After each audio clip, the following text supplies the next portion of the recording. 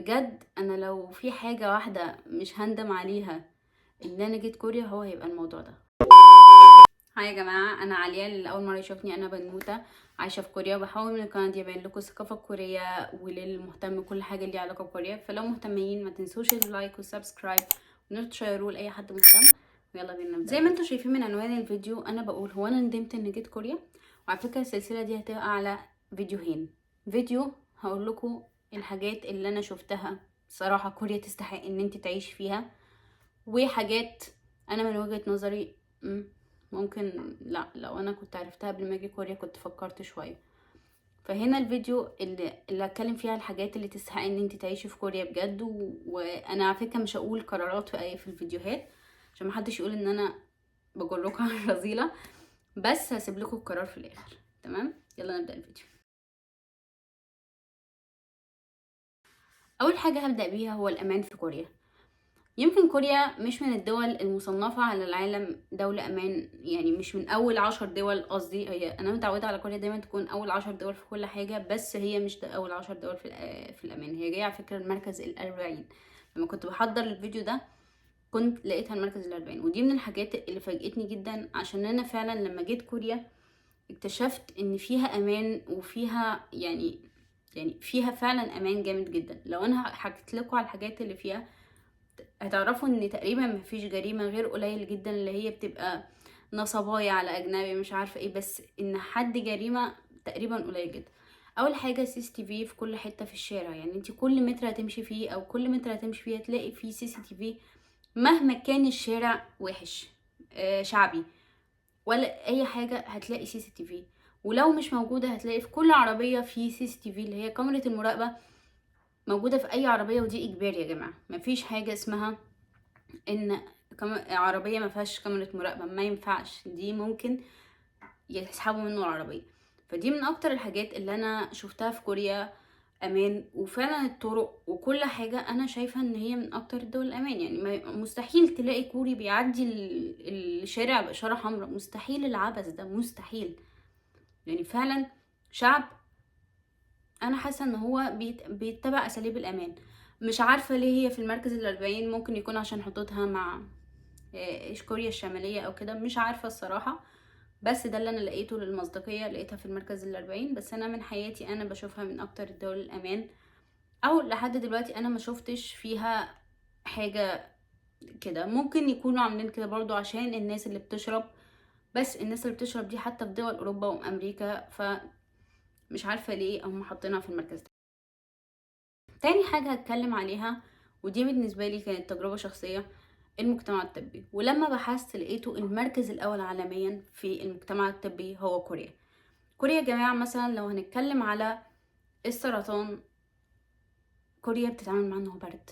يعني بجد انتوا متخيلين ان انتي راح عندك، لا قدر الله بعد الشر عليكم يا رب، بس راح عندك سرطان بيتعاملوا مع ان هو برد ومفيش اي خوف. يعني مش زي عندنا مثلا بنفتكر ان خلاص يعني مفيش امل، لا، في كوريا دايما في امل. والمستشفيات، يعني انا كنت تعبت من فترة رحت للمستشفى، بجد انا ما شفتش ايه ده ومستشفى حكومة على فكرة. يعني فعلا المستشفيات الخاصة في كوريا ما يحبوهاش، كوريا ما يحبوش المستشفيات الخاصة، بيقولوا ان هم نصابين. مستشفى الحكومة حاجة محترمة وحاجة نظيفة جدا ودواء وبيدوكي دواء اللي هو يدوكي مثلا زي باكت كده، ما بيدوش بشرايط. يعني ما ينفعش تروحي مثلا زي اصل لو عندنا في مصر مثلا لما نروح مثلا لدكتور يقول لنا مثلا خدوا الدواء ده، ممكن نروح نقول له هات علبتين. مفيش الكلام ده في كوريا. الدكتور كاتب لك جرعات على 3 ايام، هتاخدي الجرعات على 3 ايام. مستحيل تاخديه مثلا على 4، او مستحيل تاخدي حباية زيادة. ده في كوريا بالنسبة للمجتمع الطبي، وهو الأول عالميا، واسيب لكم المصادر في الديسكريبشن بوكس. تالت حاجة هتكلم عليها هي المكاتب الحكومية. عشقي عشقي بجد في كوريا. يعني بجد انا لو في حاجة واحدة مش هندم عليها ان انا جيت كوريا هو هيبقى الموضوع ده، المكاتب الحكومية. اول ما تخشوا اولا بتبقى كذا، هو بيبقى بياخدوا الناس اللي هم فوق ال60 او مثلا 55 اللي هم مش لاقيين شغل، بيشغلوهم في المناطق اللي زي دي. فالناس اللي زي دي مثلا تاخدك وتديكي رقم، تقولك تقفي على شباك ايه وتقولك ايه، وكل حاجة بالتفاصيل، يعني كل حاجة مدروسة، مفيش الكلام ده. ماكسيموم ممكن تستني ساعة في المكاتب الحكومية، مش اكتر من كده، ده لو انتي رايحة فجأة. لو انتوا بقى واخدين رقم، هو ده البوينت بقى.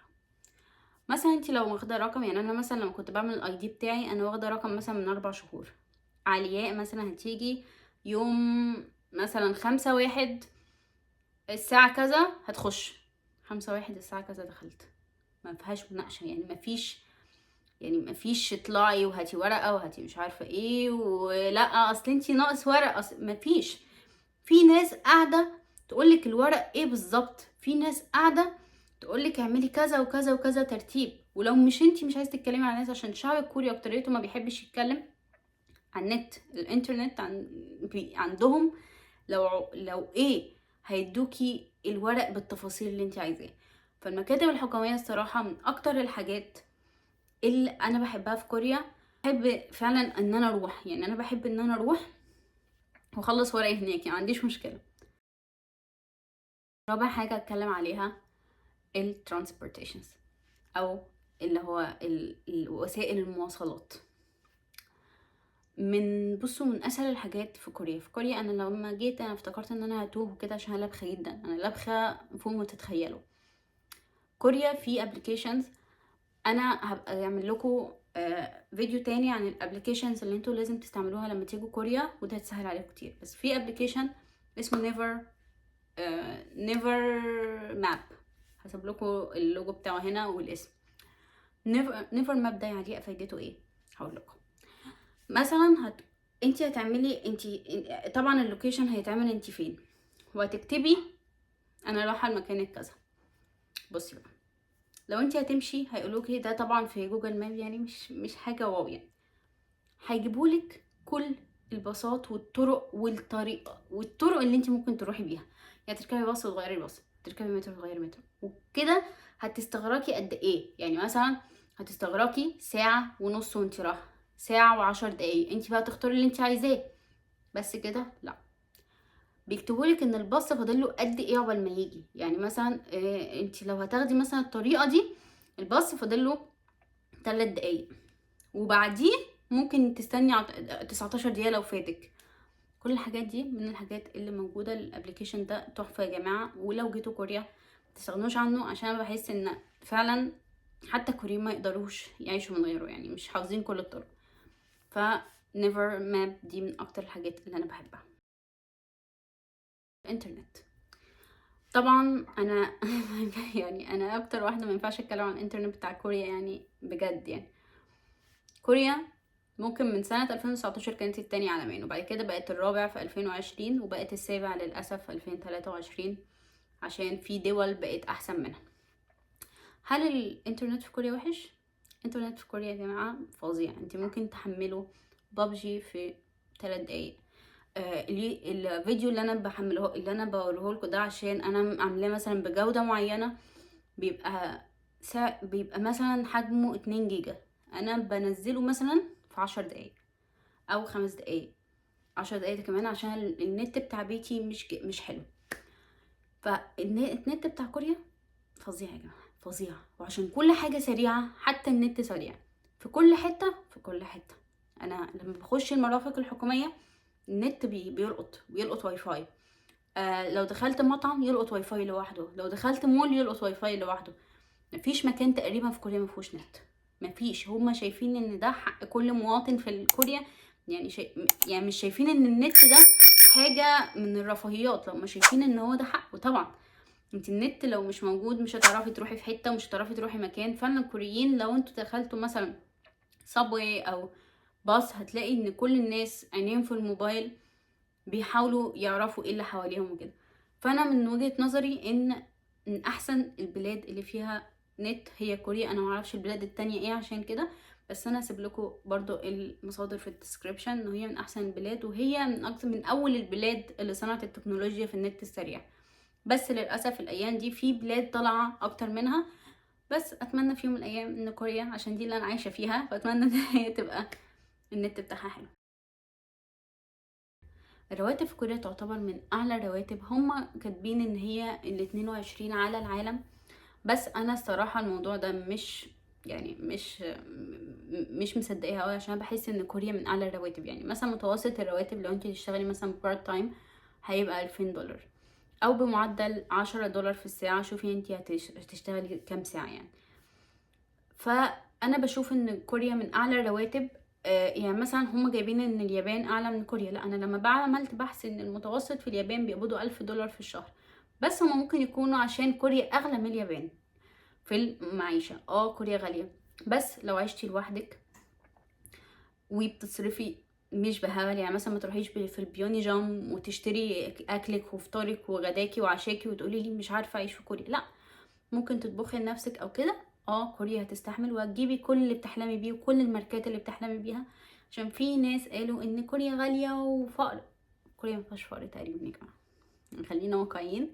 ممكن تعيشي في اوضه او كده، بس فقر اللي هو كده لا. هو يعني مثلا اللي هي الحاجات الطبيعيه ان انت يكوني معاكي موبايل حلو او كده، ده طبيعي في كوريا. يعني فعلا زي المسلسلات، ممكن تلاقي واحده فقيره معاها ايفون 14 برو ماكس زي حالتي كده. فكوريا تقريبا ما فيهاش الفقر اللي انتم متخيلينه اللي هو كده. لو جيتي هتعرفي تحققي احلامك. فمن اكتر الحاجات اللي انا بحبها في كوريا طبعا، واي حد يحبها، الرواتب. بس كده، السهوله والسرعه في كل حاجه. في كوريا انتوا لو عايزين مثلا تأجروا شقة او اوضه زي اللي انا عايشه فيها دي دلوقتي، او مثلا تشتغلوا بارت تايم جوب او فول تايم، هتلاقوا لكل حاجه ابلكيشن.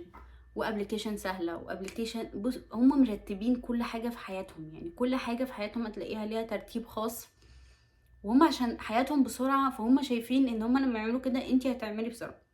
يعني مثلا الابلكيشن بتاعت الاوض، انت ممكن تأجري اوضه في يوم. كل حاجه عندهم سريعه، انتوا فاهمين قصدي.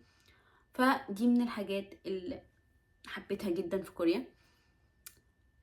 غير طبعا ان كل واحد في حاله، ودي بقى الحاجات اللي هي شخصيه جدا. يعني في حاجات ما ينفعش اقول لكم مميزات كوريا، في حاجات انا هشوفها مميزات انتوا تشوفوها عيوب، انا اشوفها عيوب انتوا تشوفوها مميزات. انا بحاول اجمع الحاجه اللي محدش يختلف عليها. وطبعا زي ما قلت لكم المصادر في الديسكريبشن. وبس كده. سؤال بقى هنا، هل انا بشجع الناس ان هي تيجي كوريا وتشوفها؟ لا. هتشوفوا في الفيديو الجاي انا هقول ايه الحاجات اللي ممكن تخليكم ما تجوش كوريا. بس انا شايفاها بلد ينفع تتعاش فيها، انا مش هكدب. عشان في ناس هتكتب لي في الكومنت قبل ما يكملوا الفيديو، انتي بتفتحي عيون البنات والله يسامحك وهتتحملي وزرهم ليوم الدين. انا لو اتحملت وزر بنات جم هنا وعاشوا العيشه دي، اتمنى والله ان انا اتحمل الوزر ده علشان العيشه كويسه. هي هتبقى عيشه كويسه، عيشه هتعيش في جو نظيف، في مجتمع نظيف، في مجتمع الى حد ما امان. يعني مفيش تحرش. يعني تقريبا البنات هنا مش لابسين، يعني مش حكايه مش لابسين قصير او كده، لا هم لابسين اوفر شويه. مستحيل تلاقي راجل باصص ناحيتها، مستحيل. يعني انا فعلا عمري ما شفت راجل باصص على ست في كوريا. بمشي في الشارع كل واحد. تعالوا بقى اللي بيتكلموا دول، وفي المكان اللي هم عايشين فيه لو ست لبست ميني جيب او اي حاجه، او شورت او كات او حتى نص كم، هتشوفوا كام واحد بيبص ناحيتها والكلام ده. ف كوريا من احسن البلاد ان انت ممكن تعيشي فيها في امان، بس فيها عيوب تانية هقولها لكم الفيديو الجاي، ممكن تخليكي تغيري رأيك وتشوفي ان هي مش احسن بلد. فبلاش الاحكام، وبلاش تتكلموا وخلاص، وبلاش انت بتفتحي عيون البنات. بنفتح عشان لازم يبقوا عارفين وقبل ما يجوا ايه البلد اللي جايين عليها. انا من واجبي ان انا اعمل كده. بس كده، وده كان فيديو النهارده. وانتوا اكتبوا لي في الكومنت، هو انا ندمت اني جيت كوريا؟ انا مش هجاوب على اسئله. وبس كده، ما تنسوش اللايك والسبسكرايب، وان انتوا تشيروا لاي حد، وتكتبوا لي ايه رايكم في الفيديو، وعايزين نعمل فيديوهات زي دي كتير، وايه انواع الفيديوهات اللي عايزين نعملها. بس كده، باي باي.